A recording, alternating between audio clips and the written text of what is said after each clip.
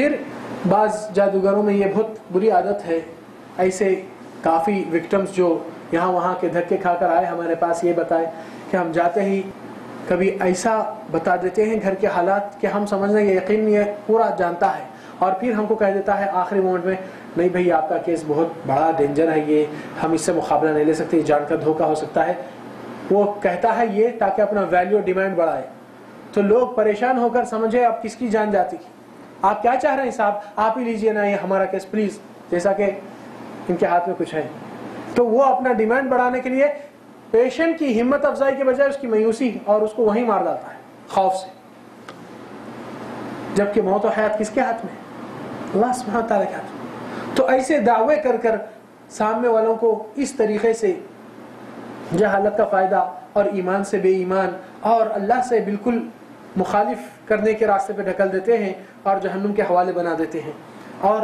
ہمت افزائی نہیں مایوسی زیادہ ڈالتے ہیں۔ جبکہ رسول اللہ صلی اللہ علیہ وسلم کسی مریض کسی کے پاس جائے تو ہمت افزائی اور مزاج پرسی میں آپ صلی اللہ علیہ وسلم شفا کا تفاعل دکھاتے تھے صلی اللہ علیہ وسلم۔ پھر گارنٹیاں دینا، آج کل اخباروں میں بھی دیکھ سکتے ہیں بعض کہ 10 منٹ میں فرق محسوس کیجئے، 5 منٹ میں فرق دیکھیے، ایک فون کر کے آپ دیکھیے، اگر آپ کو وہ نہیں ہوا تو پیسے واپس۔ مگر ایمان واپس کہاں سے ہوتا؟ پیسے گئے تو گئے، ہم کو غم نہیں ہے، مگر ایمان جانے کے بعد کیا باقی ہے؟ اللہ سبحانہ تعالیٰ کیوں فرماتے ہیں وَالْفِتْنَةُ أَشَدُّ مِنَ الْقَتْلِ وَالْفِتْنَةُ أَكْبَرُ مِنَ الْقَتْلِ، انسان کی جان لینے سے زیادہ بری چیز کہ اس کو ایمان سے ہٹایا جائے، اور اس کے قتل کرنے سے بڑا معاملہ اس کو ایمان سے ہٹایا جائے۔ کیوں؟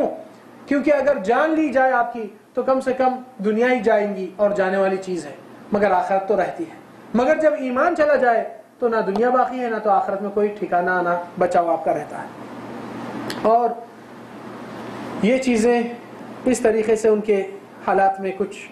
صفات یہ ہم نے مختصر کر کے ذکر کرے، اور اس میں اور بھی چیز ہے جو انسان ایمان والا ہوتا ہے۔ علاج کی طرف ہم جائیں گے،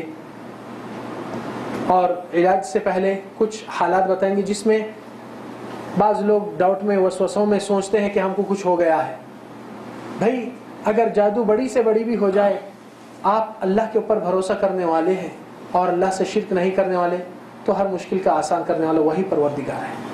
اسی کے اوپر توکل کرنا اور اسی کے اوپر بھروسہ رکھنا، وہی ایمان کا سب سے بڑا کامیاب راستہ ہے ہر مشکلات کے سامنے، صرف جادو کے نہیں۔ یہاں پر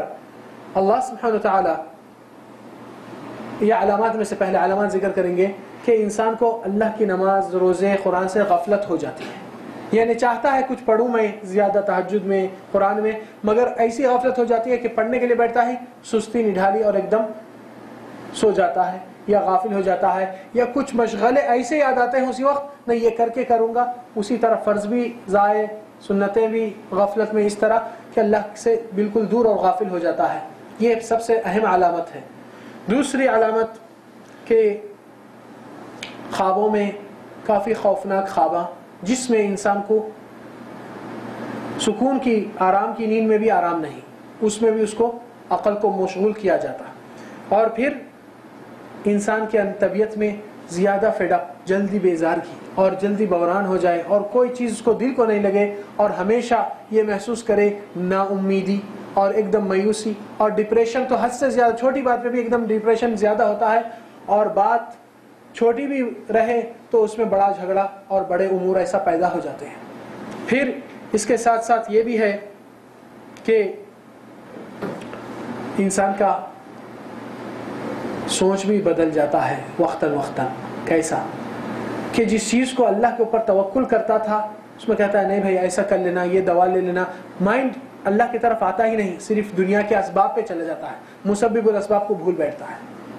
اور بعض لوگ کو سر کا درد بہت زیادہ ہوتا ہے، صرف سر کا درد کافی نہیں، یہ چیزیں اس کے ساتھ اگر ہے تو جب کیسے کوئی سر کا درد انسان کو تکلیف سے بھی ہوتا ہے، سردی سے بھی ہوتا ہے، زیادہ محنت کرنے سے بھی تھکن، یہ تو نارمل ہے۔ اس لیے علاج میں بھی ہم یہ نہیں کہتے کہ آؤ آپ کو یہ ہے تو ایسا ہو چکا ہے، نہیں، پہلے آپ اپنے میڈیکل چیک اپ کرائیے، ہو سکتا کچھ فالٹ موجود ہے جو دکھ کے آ جائے۔ بے شک قرآن میں شفا ہے، جسمانی بیماری رہو یا روحانی رہو، اللہ کے کلام میں شفا ہے، اور اس میں کوئی شک نہیں۔ پھر انسان کے اندر کچھ ایسے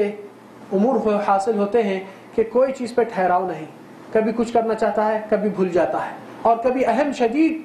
بھول اتنی آ جاتی ہے کہ اہم چیزیں اس کی زندگی سے وہ ہو جاتے ہیں،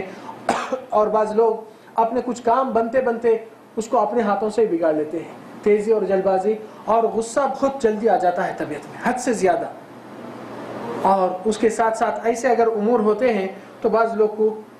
کافی پریشانی محسوس ہوتی ہے، کیونکہ زندگی میں جہاں پر ان کو تھوڑا سا صبر کرنے میں کامیابی ملنے والی تھی، بے صبری سے اس نے ہر چیز کو کھو کر بیٹھ چکا ہے۔ تو ایسے علامات سمٹمز ہوتے ہیں، اور سحر کے بہت سے اقسام ہیں، ہر قسم کے لیے تقریباً 40